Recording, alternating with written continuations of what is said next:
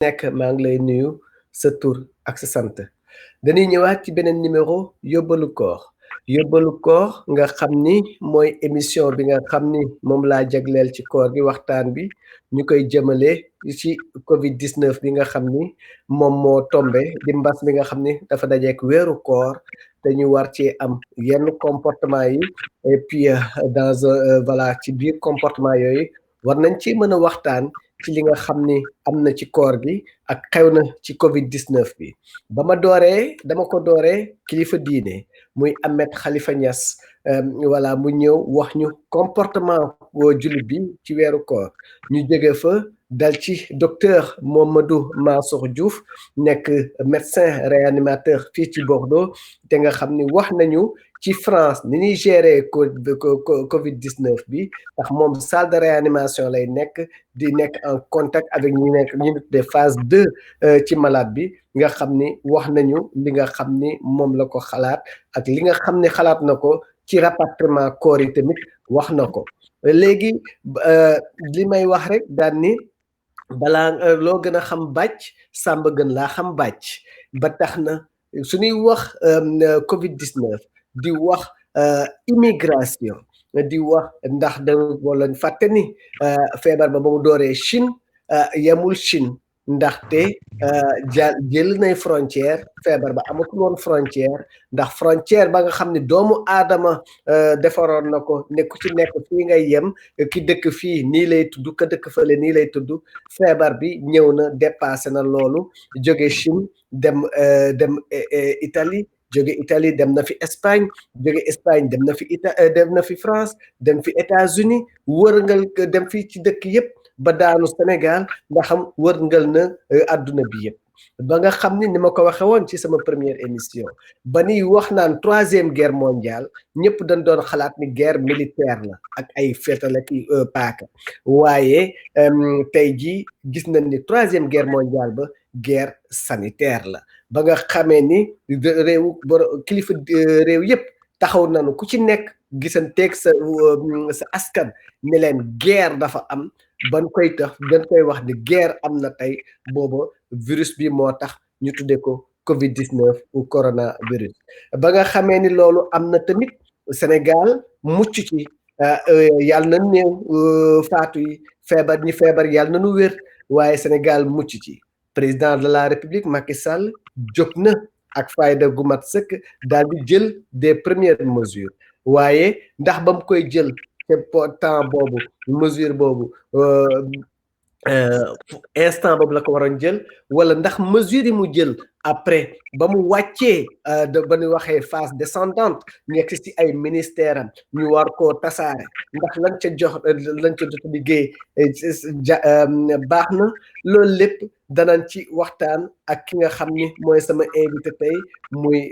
Boubacar Seye président Horizon Sans Frontières Boubacar Seye ñëpp xam nañ ci liggéey bi muy def ci migration wàllu migration mais ñëpp xam nañ liggéey bi muy def ci diggante Sénégal nguuru Sénégal ak diaspora duma ni nguuru Sénégal askanu Sénégal ak diaspora ndaxte yàgg na cee liggéey yàgg na cee waxtaan il a été l'un des premiers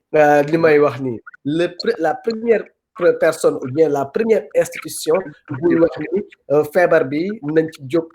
ci balaa parce que mi ngi law te su lawee dina agsi si ñun ba tax na tey ñu jël ko nar ko jox kàddu gi mu waxtaan ak ñun ci li nga xam ni moom mooy Covid 19 bi ni nga xam ni géré nañ ko depuis le début ak tey ak mesures yi nga xam ni jël nañ ko ci d'une manière générale ak yi nga xam ni diaspora lañ ko jagleel particulièrement moo tax may gestu dem ci Boubacar Seye nuyu ko sant ko gërëm ko ne ko Boubacar na nga def naka njaboot gi yaa ngi ci jàmm Boubacar dalal ak jàmm ci xalima.com. Mayacine maa ngi lay nuyu di la remercier ci invitation bi di la baalu ak di la ñaanal weeru kooru jàmm di nuyu waa àddina di nuyu waa Sénégal di nuyu waa diaspora bi di nuyu képp koo xam ni mu ngi lay suivre à travers cette émission di leen ñaan kenn ku nekk ci yéen weeru kooru jàmm. Amin jërëjëf Boubacar ba nga àddoo sunu invitation tey ci xalima.com ñëw ci yóbbalu koor gi nga xam ni dañ ko jagleel li nga xam ne mooy Covid-19 feebaru coronavirus bi nga xam ni lëmbee na àdduna te duñu te rawatina Sénégal Boubacar ba mu feebar bi dugg seeg Sénégal ak léegi ban jàngat nga am d'une manière générale ci feebar bi ak sénégalais yi. waaw xam nga tey damay wax ni le monde entier est en alerte damay wax ni sax dafa nekk le monde est en guerre sanitaire contre ce virus. Donc le Sénégal, à l'instar des autres pays, effectivement, est en guerre ce virus. Bi nga xam ni tey mu ngi comme nuñ ko waxee ci Europe lëmbe àddina à travers le nombre de contaminés et le nombre de morts qui augmente de façon vertigineuse. ñun nag tey jàngat biñ ciy njëkk a def rek mooy damay faral di wax ni di rappeler bi mbir mi commencé il y a 2 mois 3 mois ñun dañu alerté woon àddina bi parce que tey comme ni nga ko waxee en guise d'introduction feebar bi Wuhan la juddoo en Chine que ci ñun lañu alerté woon parce que tey dans la thématique migration et pandémie dafa une relation linéaire et causale bu lié les pandémies à la migration à la mobilité croissante des populations moo tax ñu joxoon bataaxal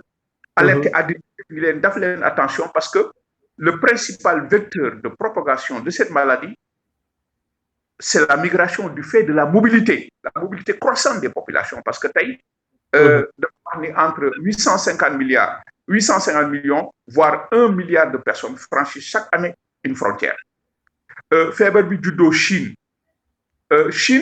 ñu ngi leen xayma ci plus de 1 milliard 350 millions ñu tas ci bi may rappeler waat contexte bi ñu nekk c'est un contexte mondial de mobilité tey tukki moo yor àddina dem ak ñëw chinois yi tas ci àddina bi dafa feeñ à travers leur présence massive et visible fépp ci àddina bi dafa feeñ sax ba ñoom li ñuy dugal ci xaalis parce que ñoom dañoo tas ba pare organiser seen migration boo tax foo dem fekk leen fa donc aspect yooyu moo taxoon ñu alerter ni leen daf leen attention parce que feebar bi de ci tànku tukki lay dox nga ñëw ci dëkk Afrique gisoo dëkku européen yi li leen dal dañ ko minimiser woon affaire bi ëpp leen doole parce que fekk na feebar bi tas na ba pare nañ ci dellusiwaat parce que Chine aussi waxul dëgg Chine dafa nëbboon dafa xaar ba mu am ce qu'on appelle échappement viral à travers le monde ba nga xam ni affaire bi ëpp na leen doole ñu commencé wax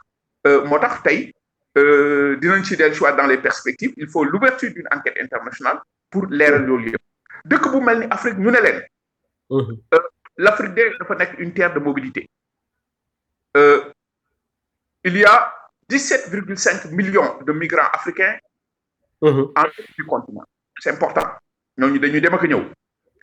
il y a 400 000 Africains en Chine maintenant soo jëlee le nombre de migrants internationaux yi nga xam ne nekkuñu ay Africains ñu nekk ci biir Afrique ñu ngi leen xayma ci 5,5 millions dont des millions de Chinois boo jëlee dëkk bu mel ni Sénégal le Sénégal dafa nekk une terre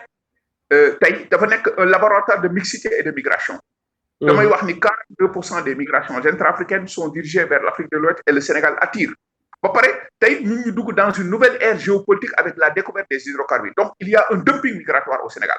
kon nañu def attention jël ay matuwaay parce que l'Afrique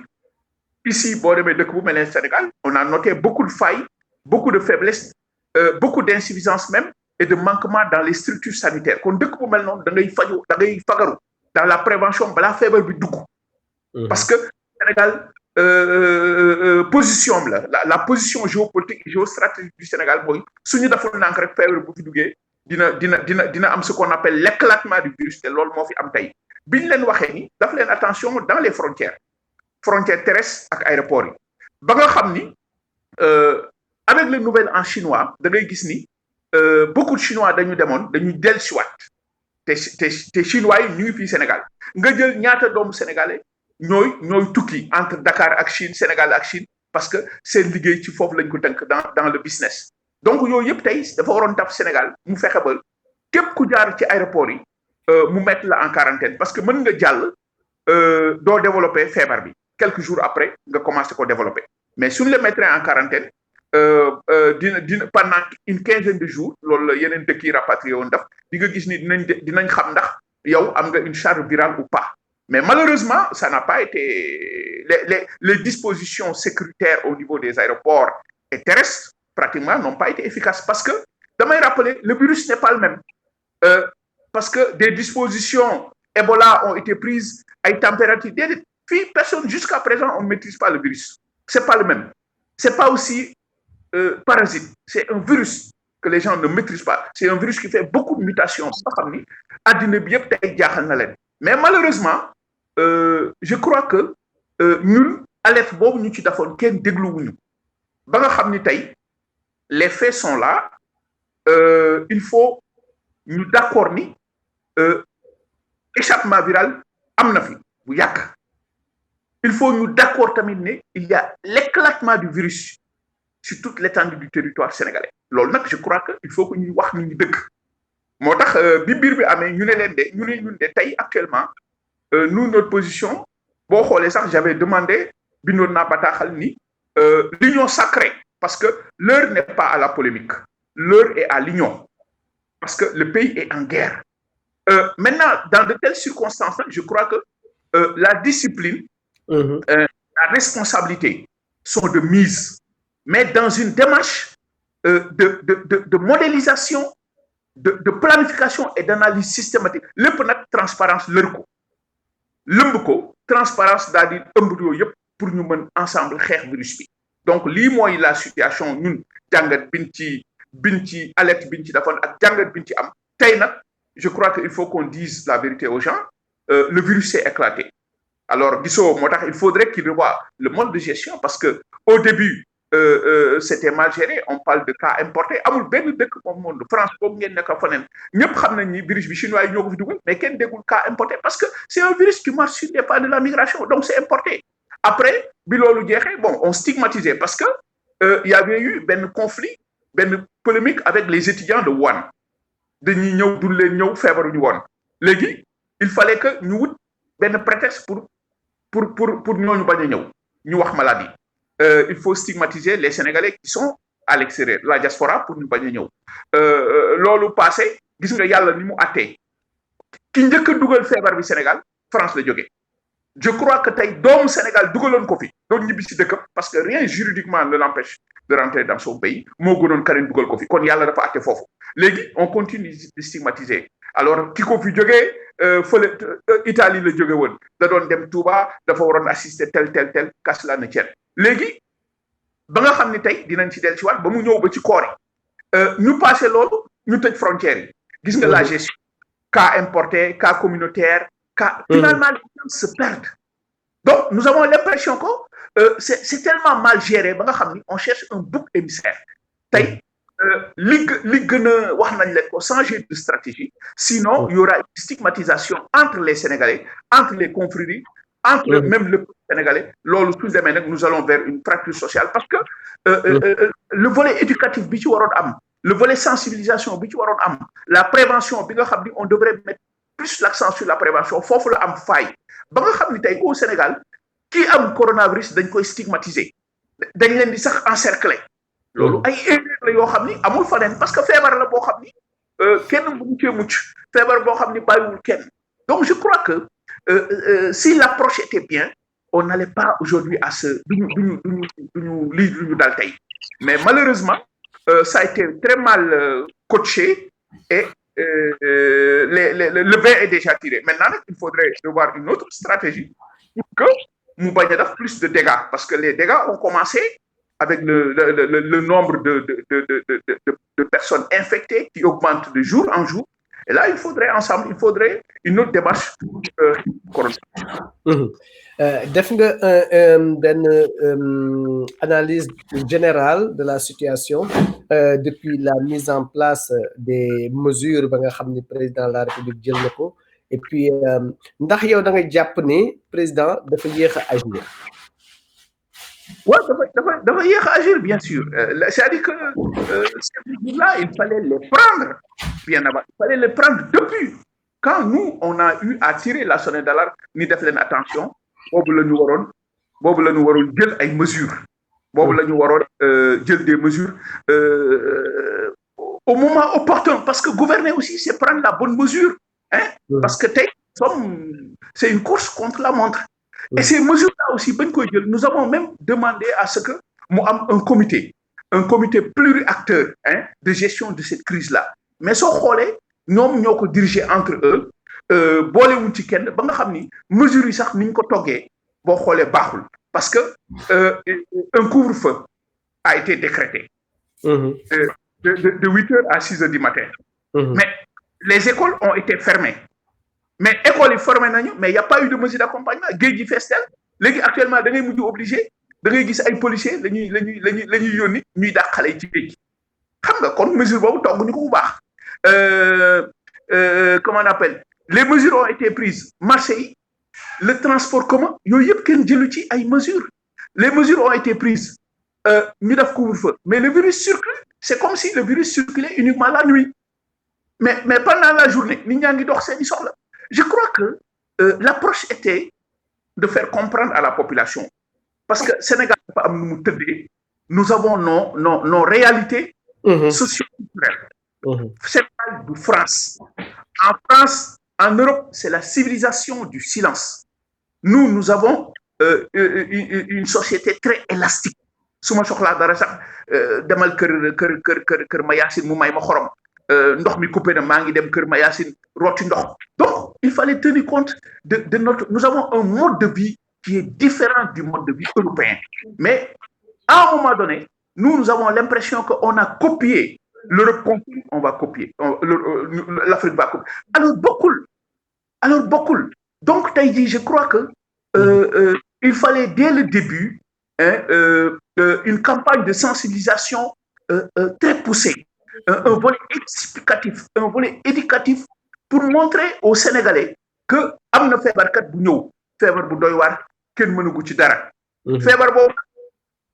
ku nek am nga ci responsabilité yow si sa santé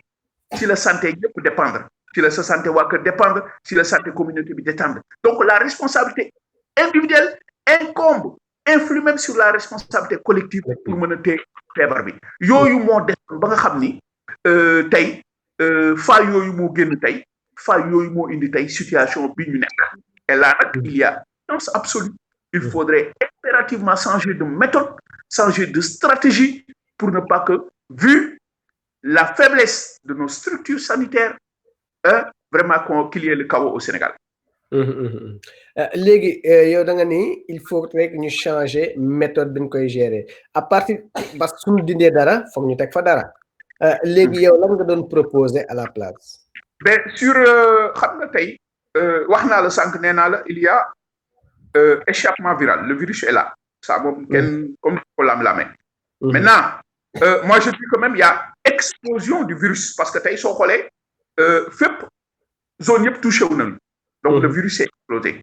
maintenant nit ñaa ngi dox te yorewuñ te xamuñu ni ñu ngi ak feebar bi maintenant nous moi personnellement parce que dama lay wax ni thématique yooyu dañ ci liggéey trop dañ ci waxtaan dans une démarche scientifique avec ñi nga xam ni c'est des spécialistes nous à notre avis il faudrait organiser des tests de dépistage il faut massivement dépister il faudrait même organiser le dépistage dans les communes pour mën a déceler feebar bi xam nga li tax am na feebar bi xamuñu ko ñu ngi dox feebar bi day wël di wàll rek ba tey si suba dégg nga benn nit moo wàll 25 personnes xaw ma Sédhiou donc kooku nit ñaa ngi dox te xamuñu ñu ngi feebar bi léegi soo ko détecté balaa muy jël plus de charge virale di nga mën a arrêter la charge virale bi nit ki am balaa muy gën a mën a développer feebar bi ce faisant moom dootul wàll non seulement di nga ko faj mais dootul wàll kaneen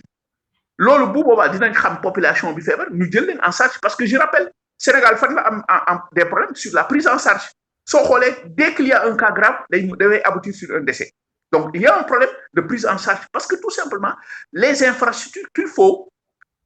pour mën a xeex feebar bi loolu moo fi amul c'est-à-dire que le système de santé dañ ko waroon mettre à jour aujourd'hui il faut appeler tout le monde il faut jël les étudiants en médecine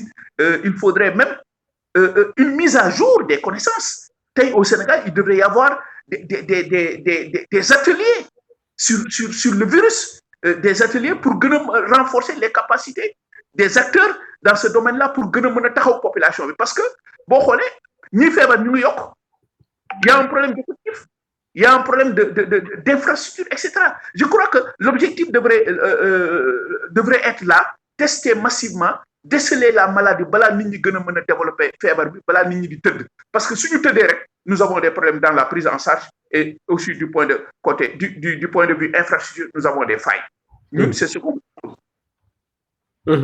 effectivement li nga wax am na solo léegi Boubacar gis nañ ni man damay gis ni dans la communication comme ni nga ko waxee au début il y a des failles il y a des failles liées aux mots qu'ils utilisent il y a des failles liées à la méthodologie qui a été adoptée parce que man je vois insensé un ministre de la santé qui vient pour 2-3 minutes pour wax ni par exemple il y a 3 morts ou bien il y a 1 mort il y a deux contacts communautaires 2 contacts importés daal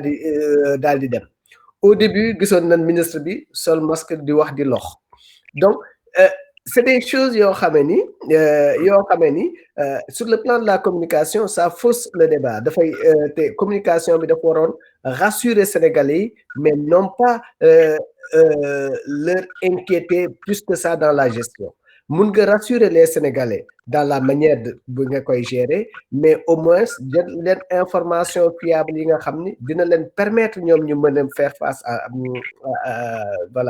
à la maladie mais quand on parle de cas contact cas communautaire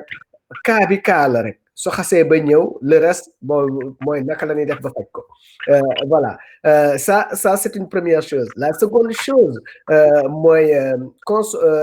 ça a porté à une stigmatisation des Sénégalais de la diaspora baal yi en un moment donné dem nañ ba commencé wax parce que dañu foog ni kuy baal rek soo dugg see Sénégal yaa ngi ak feebar bi jamono jooju parce que on parlait de plus de cas importés donc ku jógee bitim réew rek tu es ciblé en un moment donné fàtte nañ ni ki jógee bitim réew mën na ko indi mais en même temps ki nekk ci biir kër ga fere demul bitim réew ñëw mën na koo yort en même temps alors que on se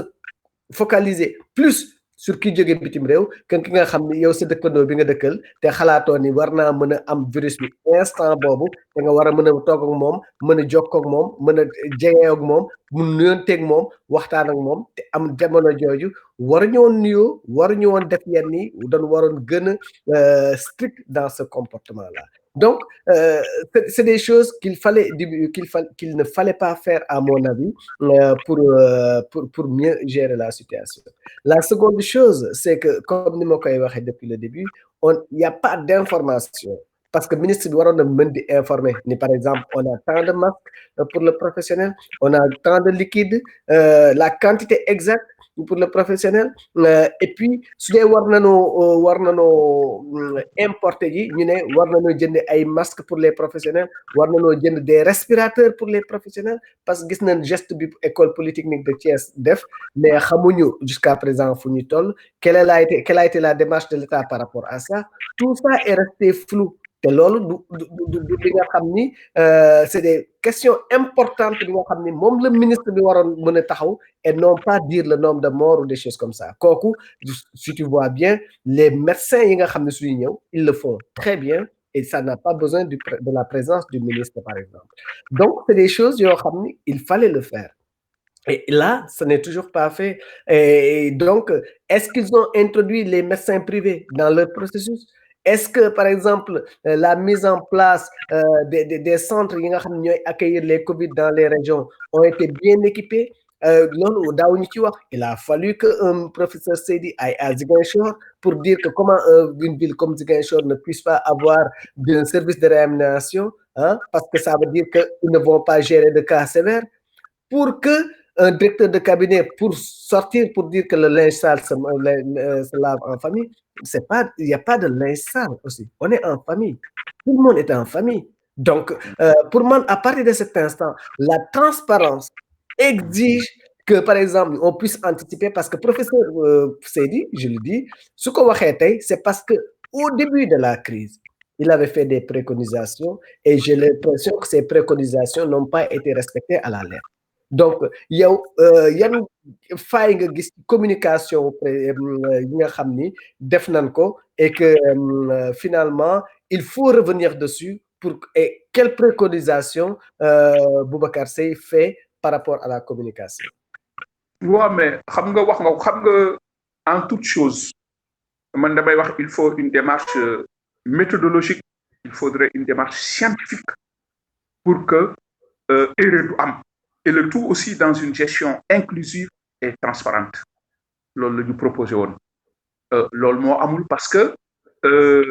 généralement dans ces pays-là la malgouvernance fait que tey ce genre de dossier-là dañ koy politiser alors que c'est pas un dossier politique. Ba nga xam ni à la limite même on cherche un gain politique avec le clic, avec son clic. Alors, il y a des clans qui sont là, qui gèrent. Maintenant, parce que, en de telles circonstances, la transparence est de mise. Dans la gestion d'une pandémie, il faut une dynamique de planification, de modélisation et d'analyse systématique. L'État n'a pas été proactif dans la gestion de cette crise-là. Cas importé, cas communautaire, cas règle. Cas. Nous avons tel ou tel cas. Maintenant, fan la faille bi jógee dans les dispositifs sécuritaires au niveau de nos frontières, il n'y a pas eu de dispositif. Parce qu'au moment où nous avons les frontières, il y a des opérateurs touristiques qui organiser des vols. Il y a eu des vols qui quittaient des Cap Skirring et autres là. Nous avons les vidéos. Donc, c'est-à-dire que c'est la malgouvernance qui crée ces problèmes-là. Il n'y a pas eu de rigueur dans la gestion de cette crise-là. Du point de vue prévention, mais il n'y a pas eu de prévention. C'est une population à 80%, comment on appelle, autonome, informelle. Bonne prévention, bonne bruit, pour la maladie là même existe. Jusqu'à présent, il y a des gens qui se disent que dans certaines localités, donc, du point de vue prévention, moi je pense que le combat au Sénégal devrait être au sens de la prévention. Parce que mais c'est là où il y a eu des failles. C'est entre eux. Nous avons même donné des perspectives pour gérer cette crise-là. Mais ñan lañ ci impliqué kenn lu dul ñoom kenn. Maintenant dans cette démarche là gis nga génne na fay maintenant c'est entre eux. Ils se disent. Alors on oublie que c'est un problème de santé publique. On oublie que le danger est là aujourd'hui. Waxatuma le danger nekkatul à nos portes, le danger est entré.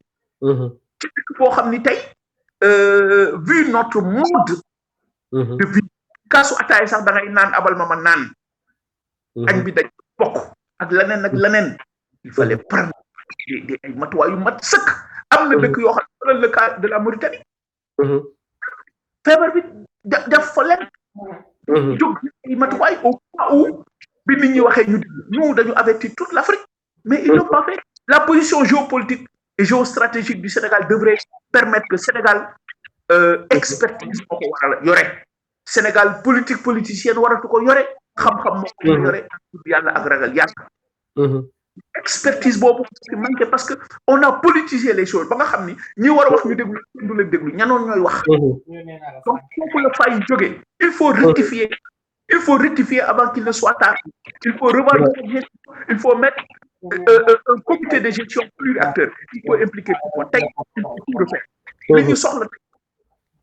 protéger la santé c'est-à-dire que xaalis bi ñuy wax nañu jël la grande partie pour la mise à jour de nos structures sanitaires yéex na c'est trop tard c'est pas trop tard on ne sait pas il y a des étudiants en médecine il faut les reprendre aujourd'hui il faudra des ateliers de mise à jour hein ay borom xam-xam ay virologues pour ñu gën a maîtriser virus bi pour mën a am sax du point de vue sensibilisation il faudrait renforcer la sensibilisation sur toute l'étendue du territoire wax ni àddina bi Sénégal ku nekk xam ni feebar bi de yow si yow la dépendre que mu tas ci dëkk bi ci yow la dépendre yow nag yow yaa xool nooy fexe ba doo wàll sa njaboot foog naa kenn ñaanu yàlla wàll sa njaboot nooy fexe ba doo wàll sa waa koñ nooy fexe ba doo wàll sa gox la responsabilité individuelle est essentielle la discipline est essentielle suñ ko defee expliquer nit ñi du jar confinement du jar couvre-feu parce que quand vous mettez couvre-feu la nuit et que la journée les gens circulent moi je ne vois pas trop l'efficacité quand les gens veulent appuyer pour parler de confinement les réalités ne sont pas les mêmes il y a des quartiers qui n'ont même pas amuñu sax ndox ku amul ndox amul lu mu lekk mën ko confiner il faut pas que c'est lii gën fi indi non seulement une bombe sociale mais yeneen problème ñu fi jur parce que tout simplement dañu dégluwul nit ñi je crois que il faut que ñu toog le virus est là il y a éclatement du virus li koy saafara nag mooy du guerre entre ñun du xeex du xuloo mooy toog ensemble autour de l'essentiel l'essentiel c'est le Sénégal menacé l'essentiel est un problème de santé publique ñu jël ñëpp rawatina ces dignes fils de la diaspora wax nga sànq un médecin ak ñeneen nous avons des virologues ñun ñëpp ñu toog tey jii parce que soo dee guerre da ngay jël sa arme yëpp toog waxtaan autour d'une table mais dans transparente pour mën a saafara affaire bi voilà pour mën a saafara affaire bi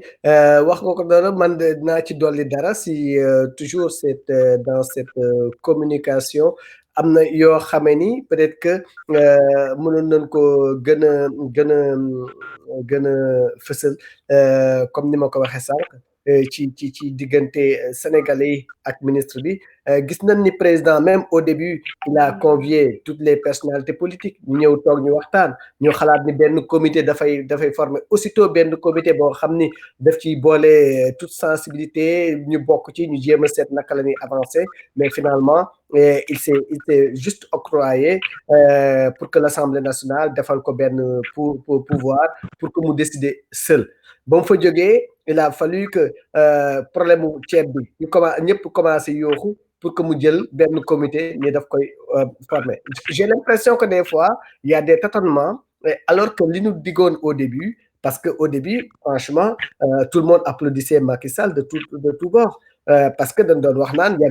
il commençait à prendre la mesure de la chose mi ngi woon nit ñi xam naa ni toutes les parties vont être réunies ñu leen ci boole ay comité bu rëy ñu daal di gérer mais finalement ça a toujours été le contraire et la gestion du riz dem na ba montrer les failles liées à tout ça la gestion du riz sax des nourritures voilà des failles et puis léegi dinañ ñëwaat ci xaalis bi nga xam ne yónnee na ko diaspora parce que quelque part man je me dis que suñu gënoon am concertation la distribution l'orientation dans la distribution pourrait être mieux faite plutôt. waaw ben absolument wax nga ko au début bon ils ont appelé qui j'ai même keroog bi ñuy wax sax dañ ma invité woon ci benn télé ci ñu doon décortiquer le discours du président de la République ci laa bokk en direct mais man je ce verrouillage politique c'est-à-dire que j'ai l'impression que dëkk bi benn bande moo koy gérer voilà c'est-à-dire que ay nit ñoo xam ni xamante woon nañu depuis longtemps parce que c'est les mêmes personnes c'est les mêmes mouvements politiques qui se séparent aujourd'hui demain ñu àndaat et qui gèrent le destin de ce pays-là alors et qui verrouillent aussi et moi je ne suis pas d'accord am na ñeneen ak ñeneen ñu war a wax ci dëkk bi alors comme tu l'as dit le président a regroupé des gens fexe ba après quelques jours après ñu renforcer non attendez nous ne sommes pas d'accord sur ce mode de gestion on ne gère pas comme ça un pays parce que tey le pays est en danger il ne faudrait pas qu'on mette les 15 millions de Sénégalais en danger kon tey dafa laaj que qu'on se consulte boo ne yow yaa taxaw ni da nga nekk en guerre quand on est en guerre sa arme yëpp ngay jël moo tax moi je ne suis pas d'accord et je crois que man dama bokk ci ñi gëm ni cette tectonique des plaques politiques doit disparaître. Il faudra pousser la réflexion vers un Sénégal post-coronavirus, des stratégies de réflexion post-coronavirus. Parce que les failles sont là. Les failles bëri nañu dama wax ni tey toll nañ foo xam ne gis nga lii su jeexee. ak yëpp ku nekk sa bopp ngay tal. parce que tey feebar bi dafa wone ni la maladie même a mis en danger la mondialisation. Tout le monde se bancarise. tey ñëpp tiit ba tax na tey après ku nekk sa bopp ngay tal. moo tax l'Afrique nag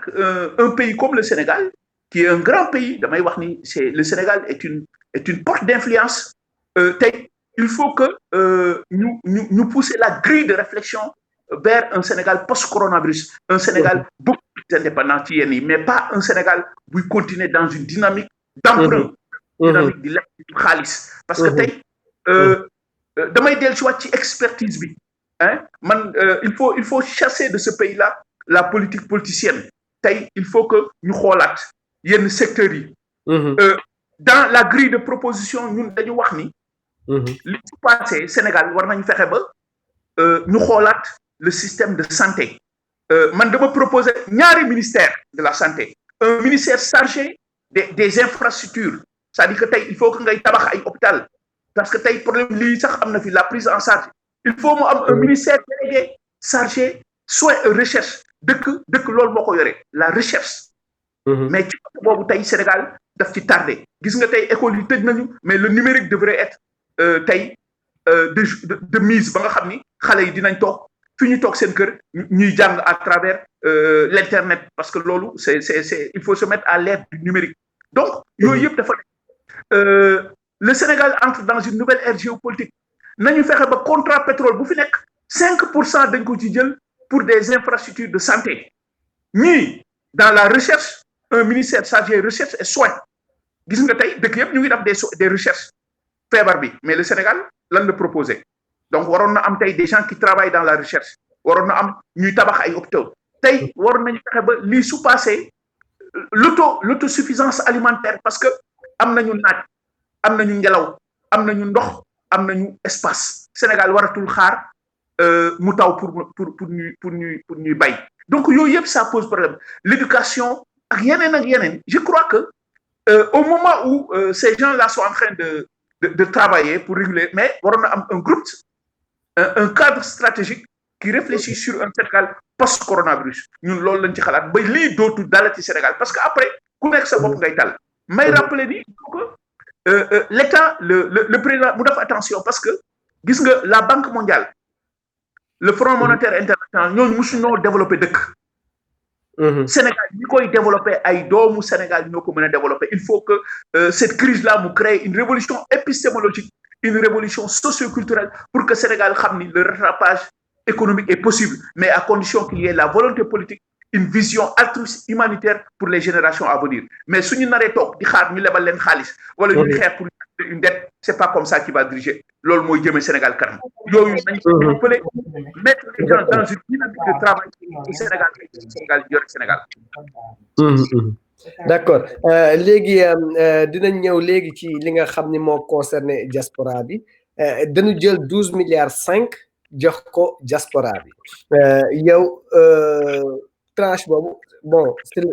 man mérite bi nga ci gis mooy man Sénégal rek laa dégg mu ne il va débloquer des fonds pour les yi nga xam ni ay doomam yi nga xam ne ñu ngi ci bitim réew loolu ñu koy rafetlu mais naka nga gisee distribution 12 milliards ndax 12 milliards yi lu doy la wala ndax orientation biñ ci jël pour ne diw lii lañ koy jox lii daw lañ koy jox yow loo ci gis yow. waaw xam nga tey il y a une situation donnée ces 12 milliards là viennent d'une situation d'urgence. tey le monde est en guerre. Le monde est en situation d'alerte. Am des mesures comme conséquence des mesures de confinement. Comme conséquence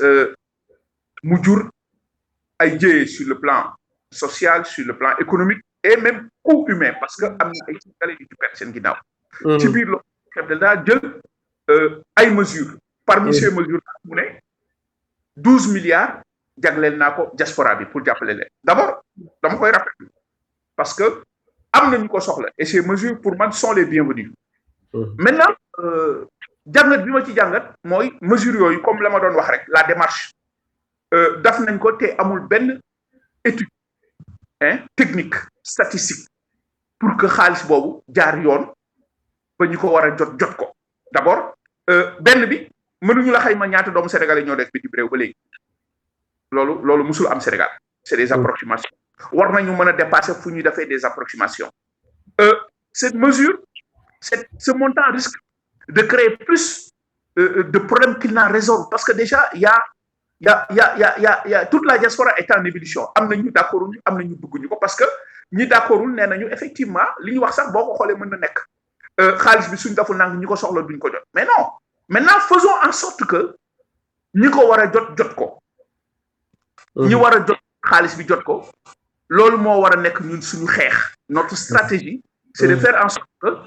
que ñi ko soxla les couches vulnérables ñi ko yellool ñu jox leen xaalis boobu loolu moo war a nekk tey le combat au sein de la diaspora il faut encadrer cet argent-là pour que cet argent aille aux ayants droit ayants droit mooy ñi ko soxla moi je parlerai parmi ces ayants droit ces milliers de Sénégalais en situation irrégulière dans les pays en Europe rawatina Espagne Italie France ñooñu kenn boolewu leen ci dara c'était pour la plupart des marchands ambulants ñu yore njaboot fii et j'en profite même dama waxoon ni même tey le leadership serait que le président de la République du Sénégal mu contacter tous les chefs d'État africains pour des raisons humanitaires et sanitaires que ces 4 millions de migrants yi nekk Europe en situation irrégulière mu am des pressions pour ñu irrégulières pour les protéger de cette maladie loolu mën na nekk que les raisons humanitaires et sanitaires priment sur les raisons politiques loolu war na mën a nekk il paraît que le Portugal l'avait commencé si je ne me trompe pas donc tey je crois que les défis sont là la réflexion devrait être à ce niveau-là xaalis boobu des Sénégalais sont bloqués au Maroc ils sont plus de 90 depuis le 11 mars ñuy ñëw yëguñu woon ñi sax dañu tëj frontière dans une situation d'extrême précarité bàyyi fi njaboot koor gi egsi na d'autres Sénégalais sont bloqués ici au Sénégal on nous parle de plus de 1500 ñii perte nañ seen liggéey ñii dañoo war a retourner ñii dañu feebar pas plus tard que tout à l'heure am na ku ma woo mu ne ma dafa war a jël ay garabam xamul nu mu def et il doit rentrer les aéroports sont fermés am na ñeneen ñoo xam ni kenn mënu la wax ni ñu toll kon xaalis bi man dama koy rafetlu mais dama wax ni tuuti na suñ ko mën a réajuster pour que mu mën a servir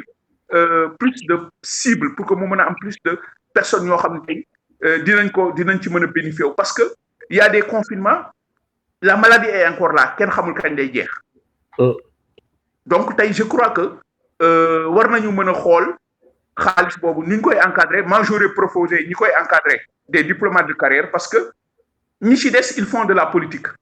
parce que le ministère des Sénégal de l'extérieur ni ñuy gérer xaalis bi ñoom xam nañ sax c'est flou ñoom li ñu wax sax xamuñu ko ils comprennent même pas ce qu'ils disent donc ñoom c'est du bluff le président a donné 12 milliards on s'en félicite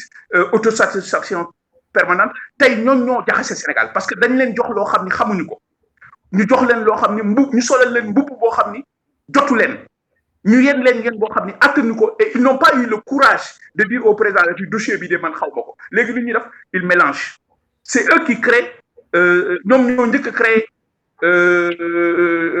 fracture sociale boo xam ne suñu deful nang dina ko am ñoom ñoo njëkk a créer la discrimination la stigmatisation de la diaspora ñoom ñoo ko njëkk a créer ñoom ñoo indi problème yëpp parce que liñ leen yéen la ñu mënul finalement ils font des montages pour nax le président de la République que voilà tout va bien wala lii la jur aujourd'hui il y a une crise de confiance de la diaspora envers l'État du Sénégal et aujourd'hui cette stigmatisation risque de créer une autre fracture sociale ba nga xam ni tey diñ ci dellusiwaat avec les mesures des rapatriements là suñ ci dellusiwaatul avec des excuses à la diaspora parce que cette diaspora ne mérite pas cela suñ ci dellusiwaatul il y aura une véritable crise une véritable fracture sociale il y aura une véritable crise entre la diaspora et l'État du Sénégal et loolu je crois que c'est le Sénégal qui va en perdre parce que dëkk yi comprendre yépp dañu encadrer seen diaspora la jàppale leen en de telles circonstances en de telles circonstances la diaspora aurait voulu ñu defal ko une assistance psychosociologique parce que les confinements sont là, les familles sont séparées, am na ñu dee, mais pas une stigmatisation. te ñi ko orchestré du dara lu ñi nga xam ni dañ leen jox un dossier boo xam ni xamuñu ci dara ñuy politique. L'heure n'est pas à la politique. Le moment n'est pas à la politique, mais sous li jeexee nag nous prenons acte, mais nous allons prendre toutes nos responsabilités. Maintenant nag c'est à la diaspora de s'organiser, parce que dañu wax ni nit ki ni mu la gisee rek la lay ëwalee. Diaspora bi moo war a xoolaat mu am une prise de conscience ba nga xam ni bépp régime bu fi ñëwati dina leen jox gëdd. Moi je parle d'une diaspora composante organique, d'une diaspora impliquée dans le processus socio-économique, une diaspora respectée bu ñu jox place am pour mu mën a jouer rôle, parce que lépp a ngi ci diaspora bi, mais pas des gens qui viennent avec un discours militaire. benn corps du fi ñëw nga xëyaat suba teel dañ leen di jëndal ay néew. Aucun respect pour cette diaspora qui ne mérite pas ça. Man je crois que lii war nañu permettre, toute la diaspora est en ébullition, je vois beaucoup de groupes, beaucoup de mouvements, mais j'aurais souhaité que benn mouvement am ñëpp nekk benn. Diaspora bi nangulante àndulante xam ni y a un Mayacine Diop, y a un Tamsir Ousmane Ba, il y a Momar Dieng Diop, il y a ñeneen ak ñeneen ci diaspora bi ñu xamul, su ñëpp àndee ñu nangulante ku nekk ñu jox ko li nga mën, je crois que tey dinañu respecter. Mais si on part de façon divisée et dispersée, lii rek lay jur ba tey on nous nie, c'est la négation ba suñuy depuis tey ñu ñuy bañal maa ngi ko tuddee la négation post-mortem du juge socialiste ba ñun suñuy ñëw sax tey dañu leen di bañal le droit du sol ni duñu dugg Sénégal. Je crois que ça a été une humiliation totale. Et la diaspora ne mérite pas ça. Et moi, personnellement, j'exige aujourd'hui qu'il y ait des excuses solennelles de l'État du Sénégal envers cette diaspora qui ne mérite pas ça. li nga wax am na solo léegi yow rapatriement corps bi ñoom dañ nit ak daal ni pour c'est des médecins yu nekk Sénégal ñoom ñoo wax ni wóorul mais man dama gis benn cacophonie au niveau gouvernemental. Ça a été amené par le fameux ministre de la Justice, man noonu laa koy tudde léegi, parce que génnam yi ak ay toj-tojam dafa commencé bari. Par exemple, un ministre de la Justice su lay interroger su question boo maîtriser wul, il y a des choses qu'il ne faut pas dire parce que ça va être pris pour de l'argent comptant. Quand le ministre de la Justice dem ne ba ni c'est des recommandations de l'OMS. Yoo xam ni ñoom ñoo waxoon ni corps yi waruñu transiter. Finalement il y a des sorties terribles et puis des professionnels yoo xam ni ñëw nee nañ ko défier ko ni ko génneel ñu recommandation OMS yi parce que ñun mësuñu koo gis, les recommandations que nous avons vues sont contraires à ça. Léegi finalement il a fallu que Amadou Ba génn pour wax ni c'est des médecins au Sénégal,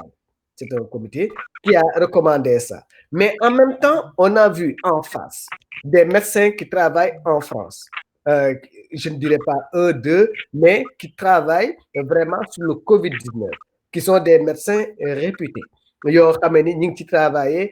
c'est des réanimateurs, c'est des médecins qui travaillent sur le Covid ils prennent en charge des phases aiguës du Covid. ñoom dañu regroupé wu ne loolu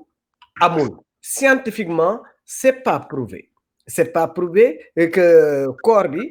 suñ ko jëlee, parce que le docteur Mansour Diouf démb dans mon émission wax na ko nee na il y a toutes les mesures qui sont prises en connaissance de cause, parce que début bi xamuñu woon maladie bi ni mu demee, ils avaient peur de faire ça, mais à la fin ils ont compris que ba ñoom ñëpp fi mu toll nii ils prennent des démarches nécessaires depuis la mort jusqu'à la mise en bière ba nga xam ni dootul wàll kenn, te gis nañ ni scientifiquement suñ demee ba nekk mise en bière dootul mën a wàll kenn parce que toutes les précautions ont été prises. Sinon kon pays occidentaux yi duñu autoriser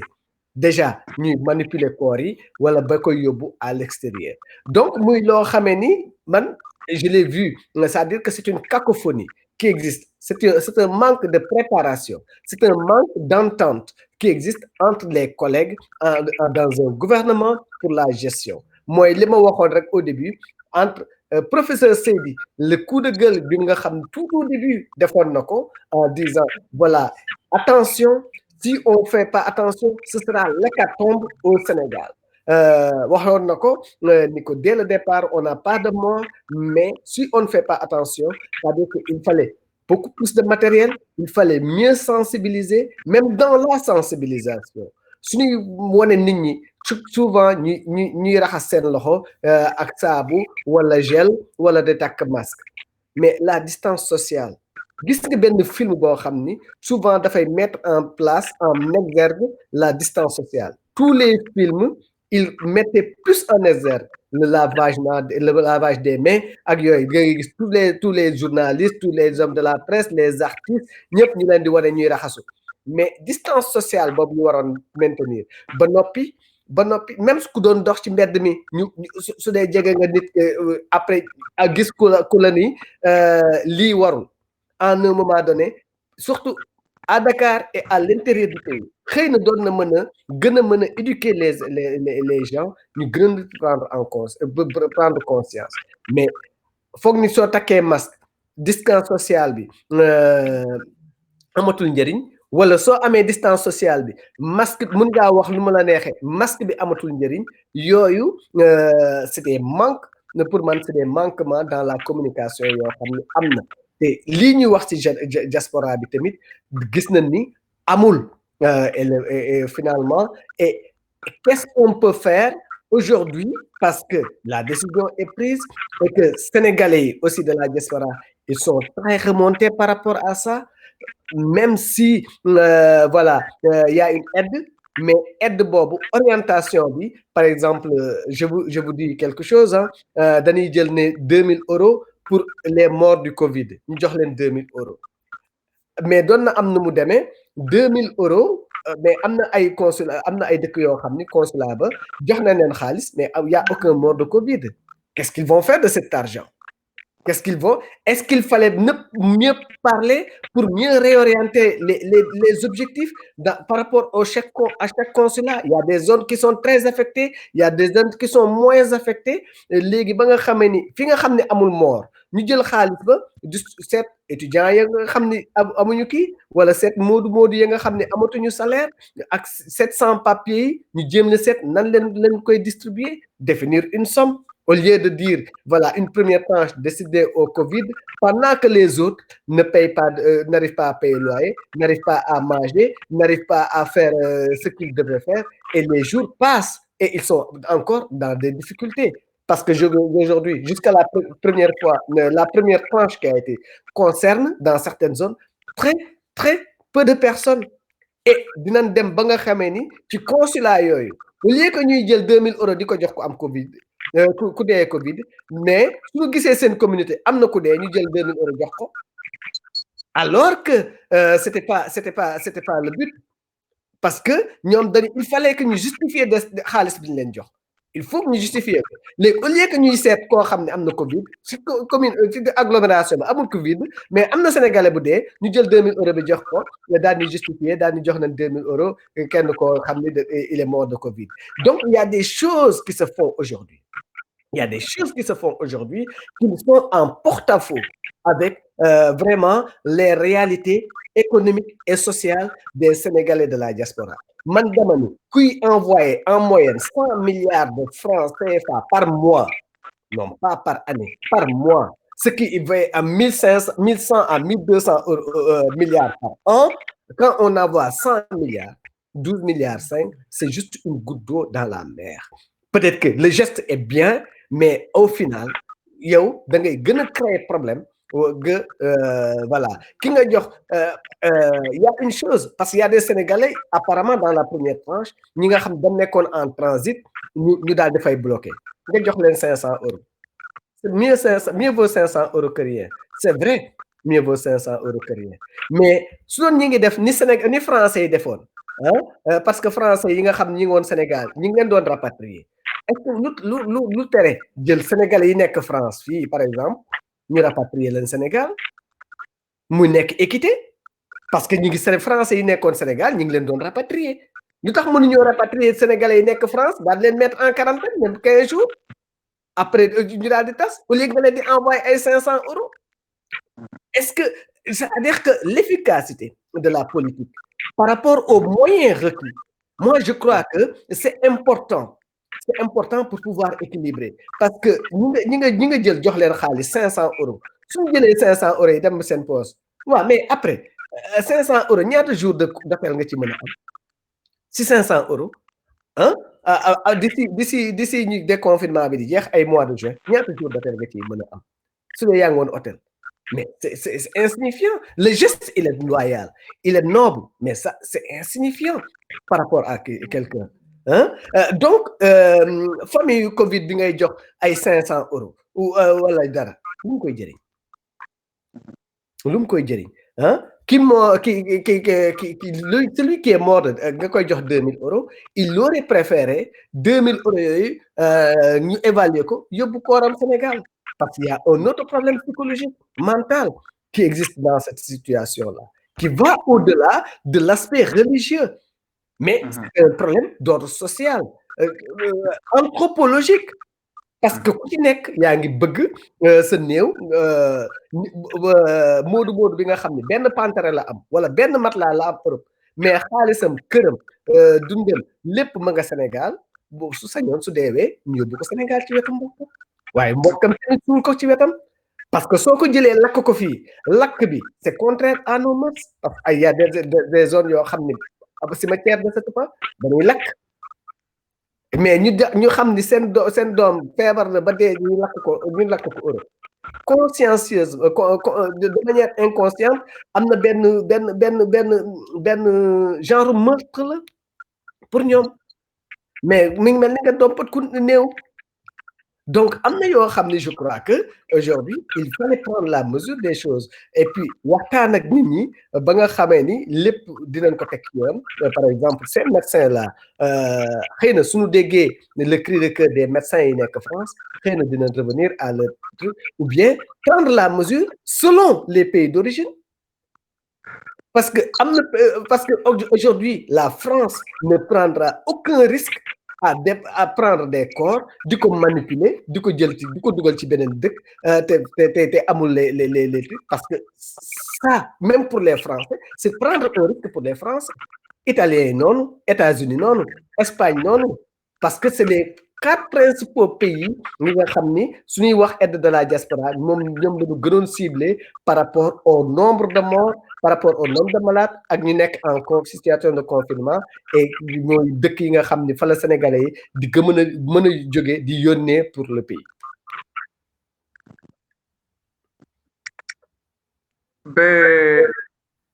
Par rapport à ces dépouilles, encore une fois, je le confirme, il faut que vous l'air de façon solennelle. Il n'y a aucun risque sur le plan scientifique. Il n'y a aucun risque sur le plan technique.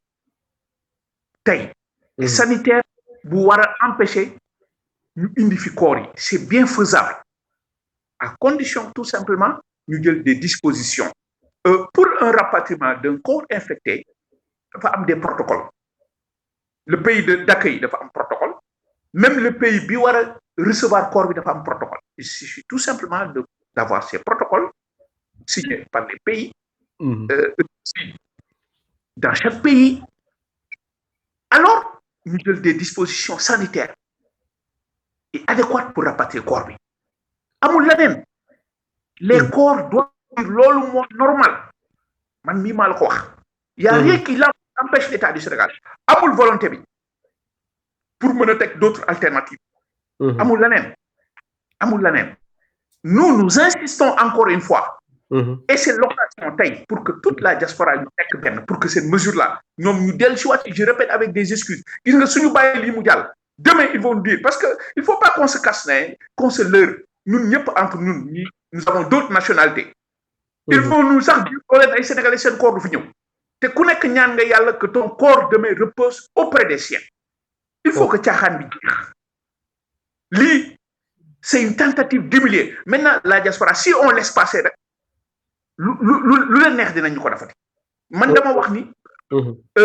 il est temps qu'on respecte. Nous devons développer de façon macroéconomique. Nous, Sénégal. Diaspora, moi, Sénégal. C'est clair. Pour y aller. ko jox gëddëm mais pas ces humiliations maintenant nag wax ji dina bëri coow li bëri na mouvement yi bëri na mais c'est pas comme ça hein qu'on s'en sorte il faut que ñu toogaat waxtaan c'est li moo ñu ci génne parce que quand nga mu ngi ci ba ñu respecter ñu sinon c'est d'autres personnes qui vont venir prendre des mesures alors qu'ils vont nous écraser et actuellement c'est le cas c'est le cas les corps peuvent bien venir au Sénégal parce que wax nga ko sànq tey nous prenons acte mais nous interpellons l'État du Sénégal pour que ñu respecter au moins le rituel religieux parce que ñu ngi commencé di enterrer Europe ñoom suñu xamee les réalités européennes xam nañ Europe sax mu ngi lakk xam nañ ne bàmmeel dañ koy jënd en Europe ñoom xam nañu loolu wala boog suñu ko xamul dañuy laajte ñun ñu dëkk Europe ñu wax leen di fa xew ñoom Europe lañu jàngee yàgg nañ ñoom ñëpp yàgg nañ am na jógee Europe ñoom tamit voilà même en Afrique yi am na dëkk yoo xam ne dañuy jënd bàmmeel ñun suñu aada amul lakk amul incinéré il faut faire taire ces intérêts irrationnels et leur instrumentalisation politique man maa la wax li les corps doivent venir là et pour preuve Diouf bi mu gaañoo Pape Diouf bi mu gaañoo di coronavirus la ñu wax moo ko rey mais néew bi yóbbuwul boppam Yoff y a eu des dispositions qui ont été prises exactement mais justement donc médecin bu fi taxaw naan kooru diaspora bi waru ñu ñëw day wax lu ko neex tegu ko fenn je crois que un minimum de respect pour cette diaspora qui souffre cette diaspora qui est demandeur de plus en plus de solutions alternatives face à un État buy nelaw bu leen di toroxal li Sénégal rek la am moi je suis scandalisé wax bi mënul neex parce que nit ay nit mënuñu nekk ci ay naqar nekk bis ngay yokk seen naqar nous sommes tous stressés kenn mënu la wax situation bi fi mu tel des familles sont séparées tey je crois que diaspora bi mérité woon na leneen donc pour man ay caaxaan la maintenant nag su diaspora bi àndee nekk benn mesure bu subaa dinañ ko dindi mais su jàllee alors bu subaa ñu tegaat leen leneen moo wax leen beneen perspective de solution xam nga ñoom dañ ne dañuy jënd ay bàmmeel jarul jënd puisque dañ feebar bi dafay wàllaate mais xamuleen ban temps la mais faites un moratoire acheter des concessions louer au moins pour 1 an 2 ans ñin fa enterrer pour que après su date bi jeexee que ces corps puissent reposer auprès des siens loolu beneen alternative balaa ngay jënd ay bàmmeel yow nga jënd ay consulat mais ñoom dañuy louer ay consulat c'est-à-dire que on respecte pas la diaspora c'est-à-dire que lépp a ngi fi mais ñàkk respect diaspora moo taxaw baat yooyu di génn baat yooyu warul woon sax génn au moment où da ngeen di louer ay consulat ngeen taxaw naan da ngeen di jëndal ay bàmmeel mais non quand même il faut que ça cesse je crois que yii daf fi war a jeex cette politique politicienne là ci biir diaspora bi dafa war a jeex cette diaspora qu'on utilise comme grenier politique tey nga bëgg ko torox moi je ne suis pas d'accord te duma ci mucc d'accord exactement man tamit d'accord ba ci Boubacar xanaa ñu ngi ci jeextalu émission bi léegi lan ngay tàggoog waa diaspora bi waaw xanaa di baalu ak ñëpp di ñaanal ñëpp jàmm di ñaan yàlla feebar bi yàlla na ko fi yàlla jële amiin yi mu tegee ak séparation yi mu tegee sur le plan social sur le plan économique difficulté yi teg yëpp yàlla na ko suñu borom teggi amiin yàlla na àddina bi yëpp mucc ci barke weeru koor gi yàlla na Sénégal mucc ci yàlla na Afrique mucc ci diaspora bi rek laa leen di wax problème yi bëri na nous avons des problèmes pour le rapatriement des corps parce que ñoom bu ñu rapatrier wul un néew normal du ñu rapatrier un néew infecté c'est aussi simple que ça voilà donc ak yeneen des Sénégalais ont maille à partir avec la justice des Sénégalais souffrent dans les prisons des Sénégalais sont en situation yu metti tey kenn taxaw leen ñun nag il est temps que ñu taxaw leen te suñu biir je crois que dire que toujours l'État daf ñu war a defal déedéet man je crois que suñu organisé waxoon naa leen ko sur les problématiques de rapatriement de corps là si la diaspora mettait un fonds de solidarité à raison de 1 euro biñ ko lancé ak ñu bëgg ko bëgg a yàq 1 euro corps dootul néew dootul taxawati nous sommes combien à raison de 1 euro 1 euro ñëpp ko mën ak yeneen tey sur le retour tey l'équation l'éternelle équation de retour l'insertion socio-économique ku ñëw mu bu xatal la doole dafay jeex lépp dafay jeex am na ñoo xam ne bëgg na ñibbisi mënuñoo ñibbisi ak yeneen tey waroon nañ leen taxaw ba la diaspora am banque boppam ay këru boppam ay lépp boppam ba nga xam ni benn doomu sénégalais dootul tuburanke ñaata nit ñoo demoon immigré bàyyi fa génn àddina bàyyi njaboot ces enfants là ñun ñoo leen war a jël en charge ñuy dimbalante il faut que ñun ñu dimbalante suñu bopp parce que kenn mënu ko defal mais loolu nag li ñu koy dox mooy nangulante wóolante ñu xam ne Mayacine moom lii nañ ko jox mais tant que diaspora mu ngi nekk un panier à crabe lii la ñuy jur ku ñëw rek daf ni comme chiffon utiliser ñu dem sa yoon ñi fi jaar ñëpp ils ont utilisé la diaspora am lu ñu bëgg tey di toroxal diaspora bi man nag je crois que lii ça doit amener une prise de conscience ni may tëjee rek dafa ni toute conscience n'est que conscience d'une conscience la conscience c'est la néantisation d'un présent au profit d'un futur si je suis conscient de quelque chose mooy bëggatuma ko nekk kon nag prenons conscience de ce qui se passe du traitement qu'on fait pour que d'autres ñu dalati mbéjum kanam nag borom moo koy fajal boppam maa ngi baal baal na la ak Boubacar Seye ñu ngi lay gërëm ci sa taxawaay tey ci yow yaay président Horizon Sans Frontières nga xam ne da ngay lutter da ngay liggéey ci migration bi suñ koy wax tamit du jigéen ni Sénégalais bu jógee bi dem bitim réew rek waaye ñiy jóge bitim réew di ñëw dugg Sénégal wala ñiy jóge Chine di dem France ñi jóge France di dem Espagne lépp ngi ci migration donc moom def ci liggéey depuis des années docteur la et que vraiment lim ci wax am na solo tey foog naa ni comme ni ma ko waxee woon rek barki démb ak démb ku ciy wax rek defar moo la tax a jóg waaye xaalis bi nga xam ni jagle nañ ko diaspora bi man li ma ciy wax rek mooy yéene gi rafet na parce que gisuñu benn réew boo xam ne jël na ko teg ko waaye liñ ci gën a gis ne waaye yéene gi rafet na waaye alal ja néew na ndaxte kuy yóbbu 100 milliards par mois Sénégal soo jëlee ni ko danga koy dimbalee 12 milliards ndax am yéene gi rafet na waaye néew na ndax dama ni yéene gi xaalis boobu man foogoon naa ni waroon nañ ci gën a mën a waxtaan ñu gën a mën a partager selon les zones naka lañ koy distribuer ndaxte du zone yëpp ci consulat yëpp nga mën a gis ñoo xam ni am na ay zones yoo xam ni am na ay mort de Covid am na ay zones yoo xam ni amul mort de Covid am na ay zones yoo xam ni non seulement amul mort de Covid mais amul personne yoo xam ne dañ nekk en transit donc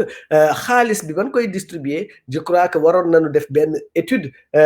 rapide des consulats ku ci nekk ambassadeur bu ñu joxe répondre à un certain nombre de questions pour que ñu mën leen ñi nga xam ni ñoo ko yelloo ñu ci zone boobu ñu mën leen indil aide bi le plus rapidement possible parce que def benn première tranche daal ni c'est pour les morts du Covid une première ñenn ñi c'est pour les familles yi nga xam ne dañu amoon feebaru Covid bi wala yooyu wala ils ont été touchés des familles qui ont été touchées et troisième critère bi mooy ñi nga xam ne dañ nekkoon en transit mais critères yooyu nga jël di nga gis des zones yoo xam ne qui ne seront pas concernés mais qui recevront quand même cette somme nekk en suspens léegi bu boobaa nu ñuy def dañuy jël koo xam ne su dee ay yàlla def na yàlla na ci yàlla musal am sénégalais bu dee même su bu deewul de Covid te waroon dem Sénégal te nga xam ne amul mesure d'interdiction te dara di nga ko jël dimbalee ko ci xaalis boobu parce que il faut nga justifier li nga xam ne moom ngay def te yooyu dina am dans les consulats loolu waroon nañ ko mën a éviter mënoon nañu éviter tamit nga xam ni interdiction bi nga ñuy wax au lieu que ñuy interdire corps yi waroon nañ seet de manière consensuelle non pas juste au Sénégal mais médecin au Sénégal gisanteeg médecin au France gisanteeg médecin aux États-Unis Italie Espagne fa nga xam ni foofu la gën a bari te am na ay mort ñu jéem a ko indi benn stratégie boo xam ne doon nañ ko mën a yégal doon nañ ko mën a décider pour jéem a jël ay décisions aide à la décision je crois que waroo toog rek daal ni Sénégal pardon sénégalais yi rek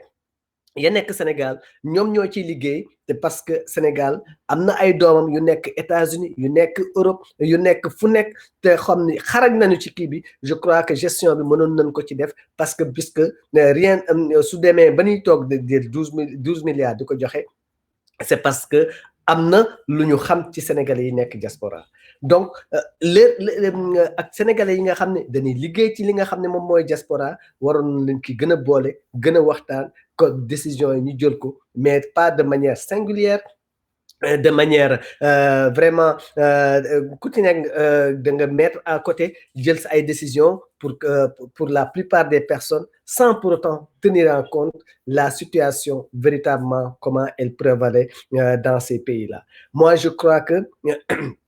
l'heure de la rectification aussi peut arriver. Nañu gëna dégg waxtaan bi, nañu gëna dégg médecins yi nga xam ne ñu ngi Europe liñ ci wax, nañu gëna déglu sénégalais yi diaspora yi ban réponse lañu apporter par rapport à ces décisions-là pour jéem a dindi non pas on va l'imposer ñun lii lañu xalaat moom mooy def mais nañu jël gën a jël en compte li nga xam ne sénégalais de la diaspora wax nañ ko études yi nga xam ne ñoom mën nañ ko et puis li nga xam ne xam nañ ko ci ñu jël ko mu gën a tenir en compte pour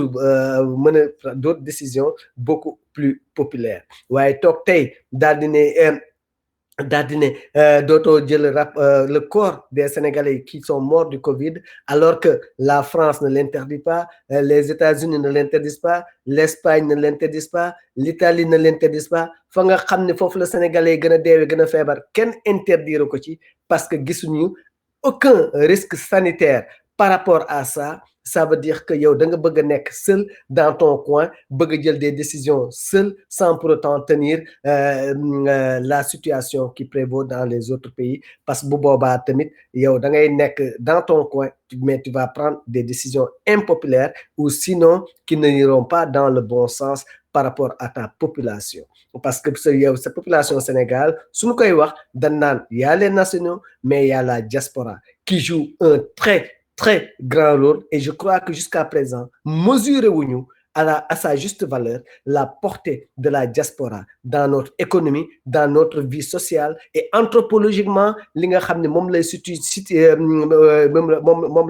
signifier pour le peuple sénégalais. Moi, je crois que la décision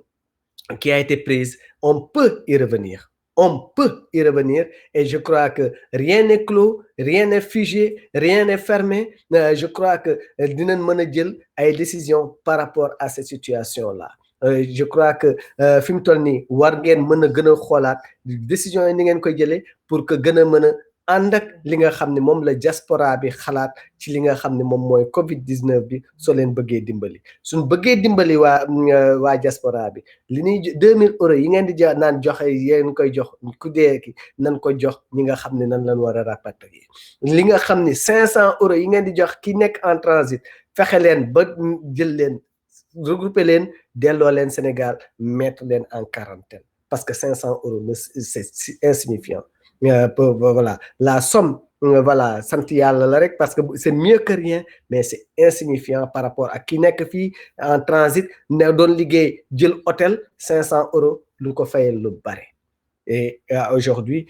voilà, su wutul keneen ku ko héberger du mën a dëkk ci hôtel ba mu dëkkoon. Donc nañ leen jël fexe nañ leen yóbboo ni français di jógee Sénégal di ñëw ñu di leen di indi di leen mettre en quarantaine wala di leen mettre dans des situations ba ñu xam ku nekk ñu yóbbu la sa famille war nañ koo mën a def la réciprocité doit exister pouvoir exister voilà donc ñi ngi jël xaalis bi di ko jox ñoo xam ni peut-être que mënoon nañ am une autre solution pour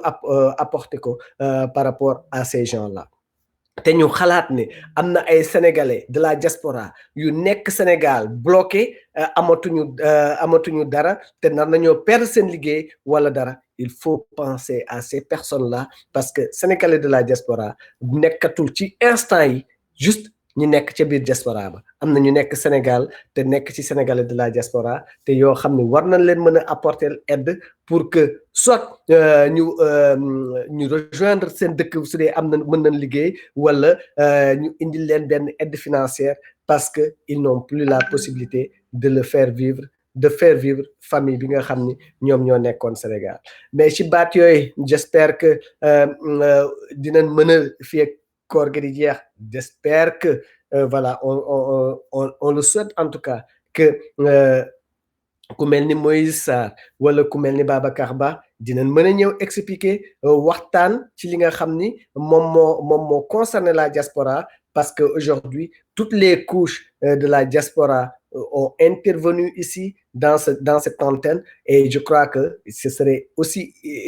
idéal que les responsables des Sénégalais de l'extérieur puissent venir aussi s'exprimer avec nous et nous dire exactement ce qu'ils pensent des mesures et pourquoi ils ont pris ces mesures-là. Est-ce qu'il n'y avait pas une autre solution par rapport à ça? Si baat yooyu laa leen jox dig daje ak fii ak